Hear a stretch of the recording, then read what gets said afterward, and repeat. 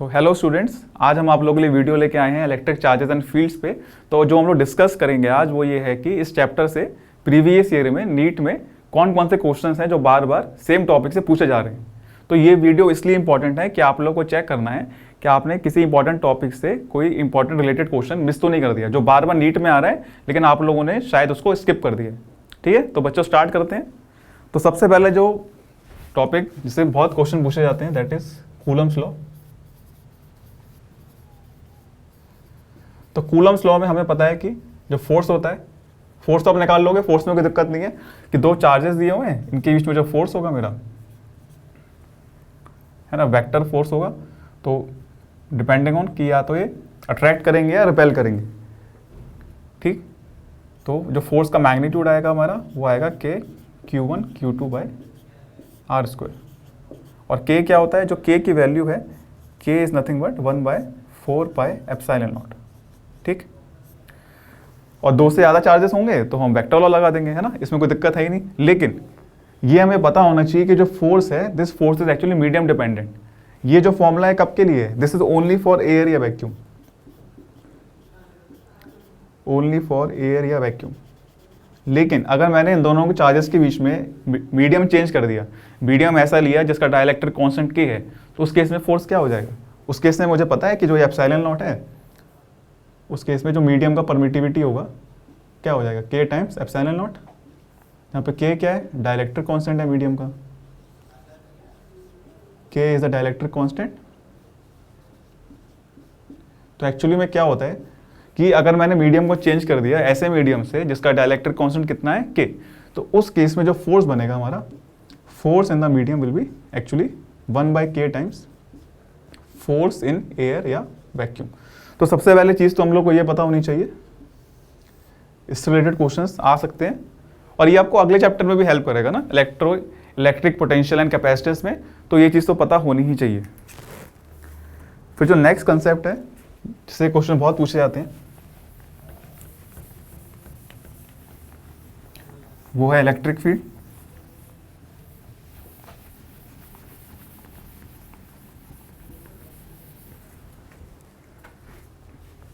जो नेक्स्ट चीज है वो है इलेक्ट्रिक फील्ड। तो इलेक्ट्रिक फील्ड का बच्चों, electric field due to various configurations, ये हमको आता है ना। इसमें आपको रिंग का आपने कर लिया होगा, रिंग का कैसे निकालते हैं इलेक्ट्रिक पोटेंशियल, सॉलिड स्फीयर का कैसे निकालते हैं, solid conducting, solid non conducting, hollow sphere. तो ये चीज़ें हो गई। लेकिन जो चीज़ हमको पता होनी चाहिए कि कोई अगर पॉइंट चार्ज है तो उसका एक्सटर्नल इलेक्ट्रिक फील्ड में क्या फ़र्क पड़ता है। अगर मैंने कोई पॉइंट चार्ज लिया क्यों और एक्सटर्नल इलेक्ट्रिक फील्ड में, तो इस जो चार्ज है इस पर नेट जो फोर्स लगेगा और जो नेट एक्सेलरेशन होगा वो क्या होगा। तो ऑब्वियसली ये चार्ज है तो उसका मास भी होगा। तो मान लेते हैं जो इलेक्ट्रिक फील्ड है, ये इलेक्ट्रिक फील्ड इस डायरेक्शन में लग रही है। तो इस इलेक्ट्रिक फील्ड की वजह से इस चार्ज पे कितना फोर्स लगेगा, इस चार्ज पे जो फोर्स लगेगा कितना हो जाएगा, QE। हम अज्यूम कर रहे हैं पॉजिटिव चार्ज है, नेगेटिव चार्ज होगा तो ऑब्वियसली डायरेक्शन अपोजिट हो जाएगी, ये हमको पता है। तो यहाँ से जो एक्सेलरेशन आएगा ना, इसका एक्सेलरेशन कितना हो जाएगा, QE/m। तो यानी कि अगर ये पॉजिटिव चार्ज है तो एक्सेलरेशन हो जाएगा टुवर्ड्स राइट, नेगेटिव चार्ज है तो एक्सेलरेशन हो जाएगा टुवर्ड्स लेफ्ट। तो ये तो एक बात रही कि अगर हॉरिजॉन्टल डायरेक्शन में, तो अगर ये इलेक्ट्रिक फील्ड कांस्टेंट है तो एक्सेलरेशन कांस्टेंट है। तो अगर एक्सेलरेशन कांस्टेंट है और मुझसे पूछा जाए कि कितने टाइम में कोई डिस्टेंस क्रॉस करेगा, तो उसके लिए हम क्या लगा सकते हैं, इक्वेशंस ऑफ मोशन। तो ये चीज़ आपको रिलेटेबल होनी चाहिए, सिंस दिस इज कांस्टेंट। अगर एक्सेलरेशन कांस्टेंट है तो we can directly apply equations of motion. तो अगर मुझे टाइम निकालना है कि कुछ पर्टिकुलर डिस्टेंस, हॉरिजॉन्टल डिस्टेंस ये कितने टाइम में कवर करेगा, तो मैं डायरेक्टली यूज़ कर सकता हूँ। डिस्टेंस मान लो x है, इसको कवर करना है x डिस्टेंस, तो कितने टाइम में कवर करेगा, 2x/a, जहाँ पे a उसका ये एक्सेलरेशन हो जाएगा। ये तो बात थी हॉरिजॉन्टल डायरेक्शन में। लेकिन अगर वर्टिकल डायरेक्शन में बात करें तो वर्टिकल डायरेक्शन में एक्चुअली में ग्रेविटी भी आ जाएगी। अगर क्वेश्चन में ग्रेविटी के बारे में कुछ नहीं दिया हुआ है तो आपको ग्रेविटी लेना पड़ेगा। ग्रेविटी फ्री स्पेस दिया हो तो अलग बात है, लेकिन अगर ग्रेविटी के बारे में कुछ मेंशन नहीं है तो ग्रेविटी भी लेना पड़ेगा। तो सेम क्वेश्चन को अगर मैं वर्टिकल उसमें लूँ, अगर हम इस सेम क्वेश्चन को वर्टिकल प्लेन में लें, same question in vertical plane. तो अगर हम वर्टिकल प्लेन में ले रहे हैं तो क्या हो जाएगा, इलेक्ट्रिक फील्ड मान लेते हैं नीचे लग रही है, चार्ज पॉजिटिव है, तो इस जब ये चार्ज इस पे क्या क्या फोर्स लगेंगे, एक तो इलेक्ट्रिक फोर्स लगेगा और ग्रेविटेशनल फोर्स भी लगेगा। तो अगर मैं इस केस में इसका नेट एक्सेलरेशन निकाल लूँ तो मेरा काम बन जाएगा, है ना। सेम क्वेश्चन अगर मुझसे पूछा जाए कि कितने टाइम में डिस्टेंस कवर करेगा, तो जैसा कि आपको याद होगा हम लोग जब मोशन इन स्ट्रेट लाइन पढ़ रहे थे, मोशन अंडर ग्रेविटी, तो उसमें हम लोग को पता है कि जो टाइम ऑफ फॉल होता है वो रूट 2h/g होता है। तो सेम थिंग यहाँ पे, तो सबसे पहले एक्सेलरेशन निकाल लेते हैं। तो यहाँ पे हम एक चीज़ यूज़ करेंगे, जी इफेक्टिव, इफेक्टिव ग्रेविटी की बात करेंगे। तो इफेक्टिव एक्सेलरेशन कितना, ग्रेविटी कितना होगा, QE/m + g। तो मैं डायरेक्टली ये फॉर्मूला यूज़ कर सकता हूँ। कौन सा फॉर्मूला, टाइम हो जाएगा रूट 2h/g इफेक्टिव। तो ये कुछ बातें हैं जो हमको पता होनी चाहिए। तो यानी कि जो हमने पहले पढ़ा था काइनेमेटिक्स में, मैकेनिक्स में, वही सेम चीज़ हम लोग इलेक्ट्रोस्टैटिक्स में भी लगा सकते हैं। इलेक्ट्रिक चार्जेस के केस में भी वो चीज़ वैलिड है, प्रोवाइडेड अगर इलेक्ट्रिक फील्ड कांस्टेंट है, तो उससे आपका टाइम बचेगा। ठीक, नेक्स्ट जो चीज़ है जिससे क्वेश्चन बहुत पूछे जाते हैं, दैट इज इलेक्ट्रिक फ्लक्स।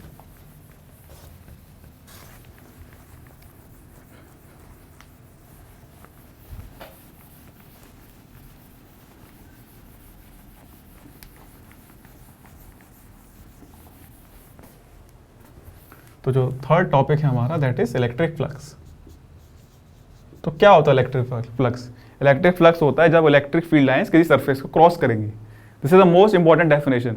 ठीक है, फॉर्मूला आप लोगों को बताया कि इलेक्ट्रिक फ्लक्स जो होता है that is dot product of electric field and area. लेकिन उसका सिग्निफिकेंस क्या है?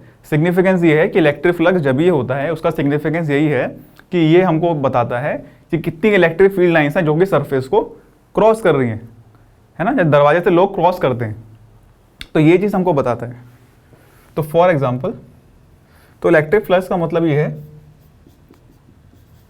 Field lines crossing area. तो अगर मेरे को एक क्वेश्चन दिया हुआ है, एक स्क्वायर प्लेट है और यहाँ पे मैंने एक पॉइंट चार्ज रख दिया और मुझसे पूछा जाए कि जो चार्ज है, इस चार्ज की वजह से स्क्वायर प्लेट से कितना फ्लक्स है। फ्लक्स का मतलब क्या बताया मैंने? फ्लक्स का मतलब फील्ड लाइन क्रॉसिंग। ये चीज़ जाननी बहुत ज़रूरी है। फॉर्मूला सिर्फ समझने से काम नहीं होगा, हमको उसका सिग्निफिकेंस भी पता होना चाहिए। तो अब ये देखो, ये चार्ज है, तो ये जो प्लेट है इसमें फील्ड लाइंस कैसी होंगी? अगर मैं प्लेट में फील्ड लाइंस की बात करूं तो वो पैरेलल होंगी, क्रॉस तो नहीं कर पाएंगे ना, क्योंकि चार्ज यहीं पे रखा हुआ है। प्लेट के थ्रू बात कर रहा हूं मैं, जो कि चार्ज है, चार्ज की वजह से फील्ड लाइन सब जगह अलग अलग होंगी, वो ठीक है। लेकिन अगर मैं प्लेट की बात करूं तो प्लेट को तो टच करते हुए जाएंगी ना, तो फ्लक्स कितना हो जाएगा? 0। तो ये बेसिक चीज़ें, और इस पर क्वेश्चन भी आए हुए हैं। तो नीट में वही चेक करते हैं कि आपको बेसिक्स क्लियर है कि नहीं है। आप चाहे कितना टफ क्वेश्चन कर लो, लेकिन बेसिक्स पे हमारा कमांड होना ही चाहिए। तो फ्लक्स कितना हो जाएगा? Flux will be 0। Flux through this sheet will be 0। एक तो हमको ये चीज़ पता होनी चाहिए, और एक और जो इंपॉर्टेंट कंसेप्ट है कि ऐसे यहाँ पे तो फ्लक्स 0 हो गया, लेकिन जहाँ पे फ्लक्स होता है, फॉर एग्जांपल एक क्यूब लिया मैंने,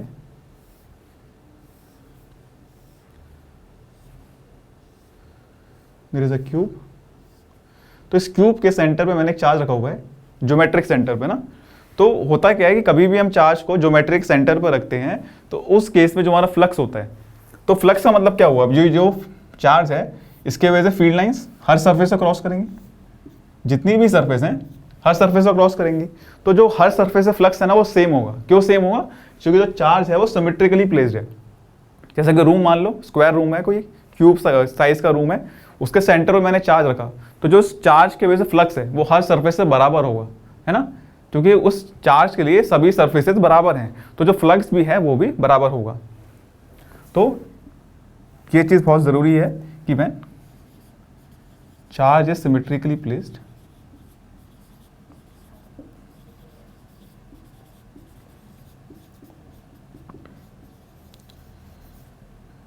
charge is symmetrically placed, flux through each surface is same, flux through each surface will be same। तो बात यह आती है कि जो ये फ्लक्स है ये सेम है, तो ये भी पूछा जाता है कि इस फ्लक्स की वैल्यू क्या है, तो उसको कैसे निकालेंगे, उसके लिए हम यूज़ करेंगे गॉस लॉ। तो देखते हैं गॉस लॉ को कैसे यूज़ करना है हमको। तो फोर्थ टॉपिक जिससे क्वेश्चंस बहुत पूछे जाते हैं दैट इज गॉस लॉ।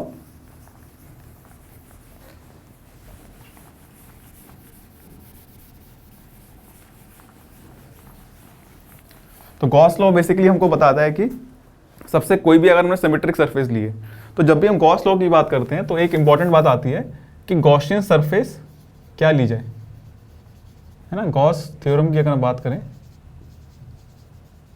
तो जैसा कि मैंने क्यूब वाला एग्जांपल लिया था, उसमें देखते हैं कि कैसे हम लोग फ्लक्स निकालेंगे हर एक सरफेस से। देखते हैं कैसे करना है। ये हमारा क्यूब था, तो चार्ज सिमेट्रिकली प्लेस्ड है सेंटर पे, तो क्योंकि चार्ज एग्जैक्टली सेंटर पे प्लेस्ड है तो हर सरफेस उसके लिए बराबर है, तो हर सरफेस से जो फ्लक्स होगा वो बराबर होगा। तो गॉस लॉ में क्या बताता है कि टोटल जो फ्लक्स है ना, integral E dot D S जो है बोलते हैं हम लोग, ये क्या है, this is the total flux through the surface, close surface. तो ये जो चीज़ है दैट इज टोटल फ्लक्स, ये कितना हो जाएगा, Q enclose by epsilon not. Q enclose यानी कि जो सरफेस के अंदर चार्ज एनक्लोज है। तो यानी कि इन तरह के क्वेश्चंस में जहाँ पे क्यूब वाले क्वेश्चंस होते हैं वहाँ पे गॉसियन सरफेस क्लियर होता है, इसमें कोई कंफ्यूजन नहीं होता है। तो अब ये जो टोटल फ्लक्स है 6 अलग अलग सरफेस से फ्लक्स निकल रहा है, तो हर एक अगर सिंगल सरफेस से जो फ्लक्स निकल रहा है दैट इज 5, तो टोटल फ्लक्स कितना हो जाएगा 6 will be Q bye epsilon naught. तो जो फ्लक्स होगा सिंगल सरफेस से वो कितना हो जाएगा, क्यू बाय 6 एप्सिलॉन नॉट। एक तो इस टाइप का क्वेश्चन हो गया। तो कभी भी ये जो फ्लक्स वाले क्वेश्चंस आते हैं ना, चार्ज हमने किसी बॉडी में प्लेस कर दिया, तो हमेशा हमें ऐसा कुछ करना है कि जो चार्ज है वो सेंटर पे आ जाए, क्योंकि ये क्वेश्चंस पूछे जा चुके हैं।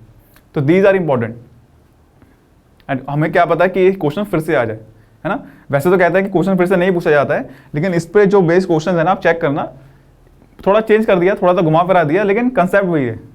तो अगर एक और जो क्वेश्चन पूछा गया था उसमें क्या था कि मतलब जो क्वेश्चन नया क्वेश्चन जो आया था उसमें ये करा था कि चार्ज को हमने सेंटर पे ना रख के किसी एज पे रख दिया, मतलब यहाँ पे ना रख के मैंने यहाँ पे रख दिया, एज पे रख दिया, किसी कॉर्नर पे। तो अगर मैंने चार्ज को कॉर्नर पे रख दिया, कोई बात नहीं, वो भी कर लेते हैं।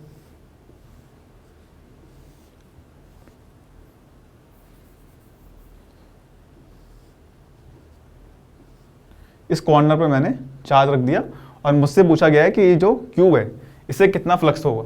तो जैसा कि मैंने बताया कि इन क्वेश्चंस में हमको क्या करना है कि कुछ ऐसा करना है कि ये जो चार्ज है ये सेंटर पे आ जाए। अब सेंटर पे कैसे आएगा, यहाँ पे तो सिर्फ एक क्यूब है। अगर मैं ऐसा करूँ कि इसको इस पॉइंट की तरफ एक क्यूब इधर रख दिया, एक पीछे, दो आगे, समझ रहे हो आप, मतलब एक क्यूब यहाँ पर रख दिया मैंने, इमेजिनरी ना, तो रियल वाला क्यूब तो यही है, लेकिन कैलकुलेशन करनी है तो वो सही बैठेगा।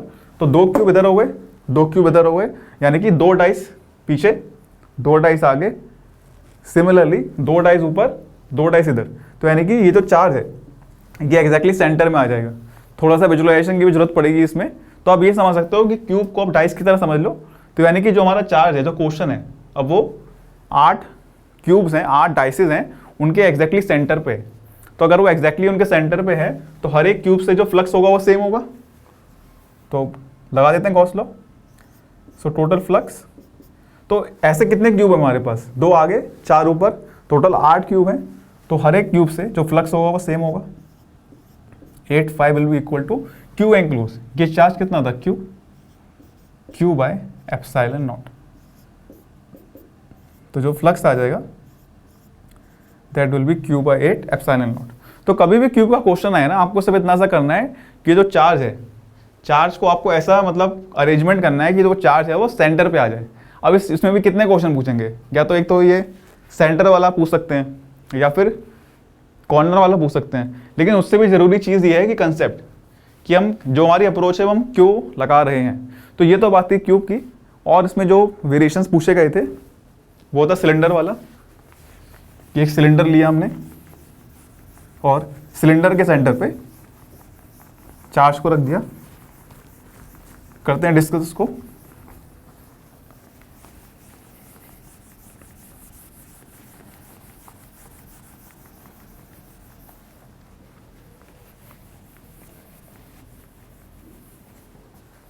तो क्यूब वाला कंसेप्ट तो हमने डिस्कस कर लिया।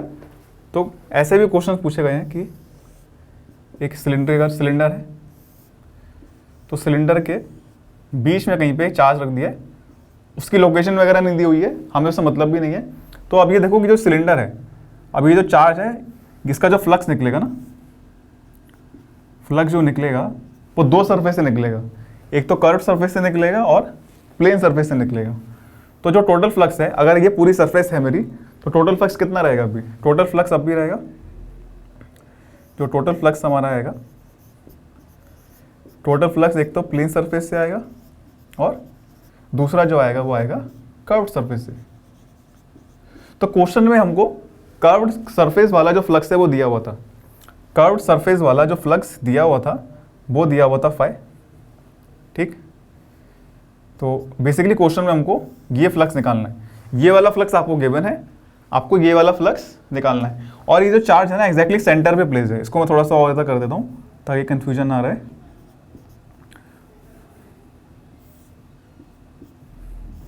तो क्वेश्चन में हमसे ये पूछा गया था कि जो सिंगल ये सरफेस है, सरफेस भी, दो प्लेन सरफेसेस हैं, तो इस प्लेन सरफेस से कितना फ्लक्स है ये हमको निकालना है। तो यहाँ पे फिर से कौन सा कंसेप्ट आ जाएगा? अब ये जो चार्ज है इस सरफेस के लिए और इस सरफेस के लिए सिमेट्रिक है, मतलब बराबर दूरी पे, तो इनसे जो फ्लक्स होगा वो दोनों से बराबर होगा। सबसे पहली बात, जो टोटल फ्लक्स है इस चार्ज की वजह से इस पूरी सिलेंड्रिकल सरफेस में कितना फ्लक्स होगा, उसके लिए गॉस लॉ लगा देते हैं, Q enclose by epsilon not. और प्लेन सरफेस, दो सरफेस हैं, दोनों से फ्लक्स सेम है, तो मैं एक को फाई मान लेता हूँ, 2πp + फाई। तो यहाँ से हमारा फ्लक्स थ्रू प्लेन सरफेस आ जाएगा 1/2 Q by epsilon naught minus phi.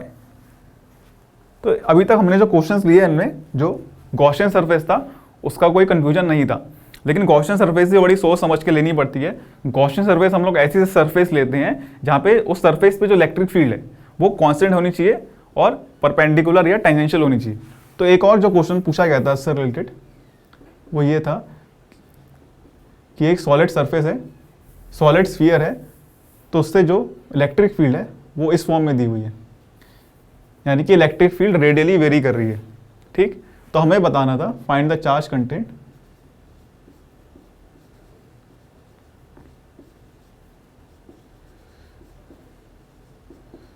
find the charge content in sphere of radius a। तो हमको ये चीज़ पता लगानी है, यानी कि सॉलिड सरफेस है, तो ऑब्वियसली क्या होगा, जैसे जैसे रेडियस बढ़ता जाएगा चार्ज ज़्यादा से ज़्यादा इंक्लोज होगा।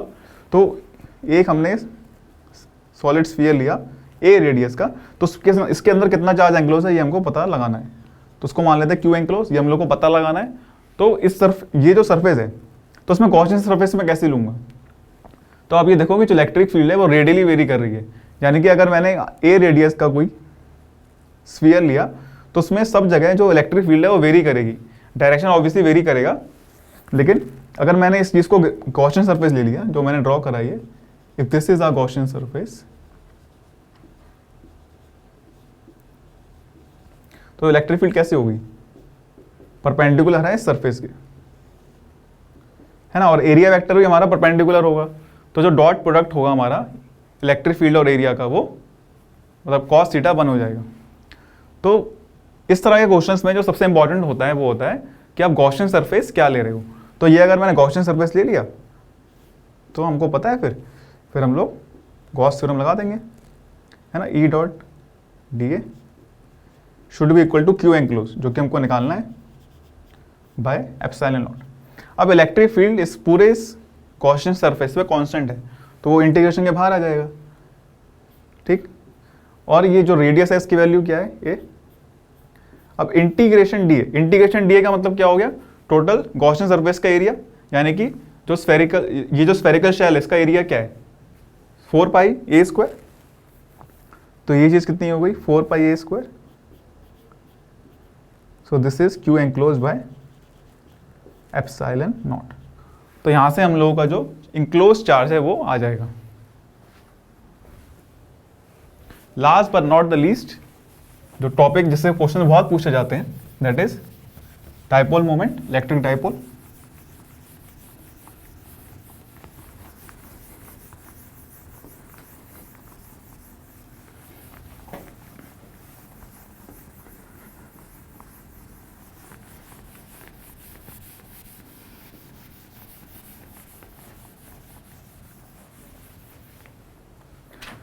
तो सबसे पहली चीज जो हमें इलेक्ट्रिक डाइपोल ने पता होनी चाहिए, और डेफिनेटली आप लोगों को अच्छे से क्लियर होगी ये चीज़ कि नेगेटिव चार्ज पॉजिटिव चार्ज की एक्सियल पोजीशन और इक्वेटोरियल पोजीशन पे इलेक्ट्रिक फील्ड और इलेक्ट्रिक पोटेंशियल की वैल्यूज़ क्या क्या होती हैं, है ना। ये तो आप लोगों ने कर ही लिया होगा, ये तो मतलब इससे बेसिक तो है ना, ये तो सबसे बेसिक तो यही है। लेकिन जो चीज़ जिससे क्वेश्चन ज़्यादा पूछे जाते हैं दैट इज़ एक्चुअली कि जब ये डाइपोल को मैं एक्सटर्नल इलेक्ट्रिक फील्ड में रखता हूँ, तो जब मैंने डाइपोल को एक्सटर्नल इलेक्ट्रिक फील्ड में रखा तो उसकी जो इलेक्ट्रिक पोटेंशियल एनर्जी है, जो टॉर्क लग रहा है और जो फोर्स है, ये अलग अलग पोजीशंस में क्या वैल्यूज़ होती हैं, कब मिनिमम होंगी और कब मैक्सिमम होंगी, ये चीज़ हमको पता होनी चाहिए। मतलब ये है कि ये डाइपोल है मेरा, ठीक। इस डाइपोल को मैंने एक्सटर्नल इलेक्ट्रिक फील्ड में रख दिया, this is the external electric field. और जो डाइपोल है, dipole is making an angle theta with the axis. तो डिपेंडिंग ऑन थीटा, ये हमको पता है कि अलग अलग पोजीशंस पे पोटेंशियल एनर्जी की वैल्यू अलग होगी, टॉर्क अलग होगा और फोर्स अलग होगा। तो सबसे पहले फोर्स, अगर हम फोर्स की बात करें तो फोर्स क्या होगा इस पूरे डाइपोल पे। यस, ये हमको पता है कि जो पॉजिटिव चार्ज है इस पर फोर्स इधर लग रहेगा, नेगेटिव चार्ज है फोर्स इधर लगेगा। तो एक्चुअली में फोर्स तो जीरो होता है हमेशा, चाहे कोई सा भी एंगल हो। जो टोटल फोर्स है इस डाइपोल पे, total force on this dipole is always zero. फिर नेक्स्ट बात आती है पोटेंशियल एनर्जी की। तो पोटेंशियल एनर्जी हमारा क्या होता है, पोटेंशियल एनर्जी होता है माइनस पी डॉट टी। तो एक्चुअली मैं ये चीज़ें मैं इसलिए बता रहा हूँ ताकि ये आपके टिप्स पे रहे, फॉर्मूले से ड्राइव कर लोगे, लेकिन एग्जाम में क्या होता है कि जल्दी में हम लोग रहते हैं, तो ये चीज़ें हमारे टिप्स पे रहनी चाहिए। हमसे पूछा जाए तो हम फटाक से बता दें, है ना। इस तरह इतनी प्रैक्टिस होनी चाहिए। तो सबसे पहली बात, अगर थीटा जीरो है तो उस केस में जो पोटेंशियल एनर्जी है, पोटेंशियल एनर्जी आपका मिनिमम रहता है, टॉर्क जीरो लगेगा। अगर थीटा 90 डिग्रीज है, पोटेंशियल एनर्जी जीरो हो जाएगा और टॉर्क इज मैक्सिमम। अब गाइस इसमें ध्यान देने वाली बात यह है, पोटेंशियल एनर्जी जीरो और पोटेंशियल एनर्जी मिनिमम या मैक्सिमम दोनों अलग अलग चीजें। थीटा 90 डिग्रीज है तो पोटेंशियल एनर्जी की वैल्यू फिक्स हो गई जीरो, लेकिन इसका मतलब ये नहीं है कि ये मैक्सिमम है या मिनिमम है ना। इस चीज को हमको ध्यान देना होगा।